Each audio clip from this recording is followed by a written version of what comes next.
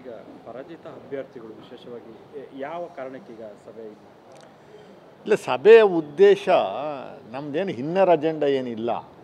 19 ಜನ ಸೋತಿದ್ದೀವಿ. ಪ್ರತಿಯೊಬ್ಬರೂ ಕನಿಷ್ಠ 6-6.5 ಲಕ್ಷ, 7-7.5 ಲಕ್ಷದವರೆಗೂ ಮತವನ್ನು ಪಡೆದಿದ್ದಾರೆ. ಈ ನನ್ನ ಕ್ಷೇತ್ರದಲ್ಲಿ 6.25 ಲಕ್ಷ ಓಟ್ ನಾನು ತಗೊಂಡಿದ್ದೀನಿ. ಪಕ್ಷ ಸಂಘಟನೆ ಆಗಬೇಕು, ಸಂಘಟನೆ ಆಗ್ತಾಯಿದೆ. ನಮ್ಮ ಪಾತ್ರನು, ನಮ್ಮ ಕಾಂಟ್ರಿಬ್ಯೂಷನ್ಸ್ನ ಉಪಯೋಗಿಸ್ಕೊಳ್ಳುವಂಥ ನಿಟ್ಟಿನಲ್ಲಿ ನಮ್ಮನ್ನು ಪರಿಗಣಿಸಬೇಕು ಅನ್ನುವಂಥ ಉದ್ದೇಶ ಆಗಿರುತ್ತೆ. ಇತ್ತೀಚಿನ ದಿನಗಳಲ್ಲಿ BJPಯವರ ಬರೀ ಸುಳ್ಳು ಆಪಾದನೆಗಳೇನು ನಡೀತಾ ಇದ್ದಾವೆ, ಎಲ್ಲ ಕಡೆನೂ ಹೇಳ್ಕೊಂಡು ತಿರುಗೋ ಜನಗಳ ದಿಕ್ಕು ತಪ್ಪಿಸುವಂಥ ಕೆಲಸವನ್ನು ಏನು ಮಾಡ್ತಾರೆ, ಅದು ಕೌಂಟ್ರಾಗಿ ನಾವು 19 ಜನನ ಒಂದಷ್ಟು ಟೀಮ್ ಮಾಡಿಕೊಂಡು 4-5 ಟೀಮ್ ಮಾಡಿಕೊಂಡು 4-5 ಭಾಗದಲ್ಲಿ ರೆವಿನ್ಯೂ ಡಿವಿಷನ್ಸ್ ವ್ಯಾಪ್ತಿನಲ್ಲಿ ನಿರಂತರವಾಗಿ BJPಯವರ ಸುಳ್ಳುಗಳನ್ನು ಹೊರಗಡೆ ಜನಗಳಿಗೆ ತಿಳಿಸುವಂಥ ನಿಟ್ಟಿನಲ್ಲಿ ಕೆಲಸ ಮಾಡಬೇಕು ಅನ್ನೋ ಒಂದು ಉದ್ದೇಶದಿಂದ ನಾವೆಲ್ಲ ಸೇರಿದ್ದೀವಿ.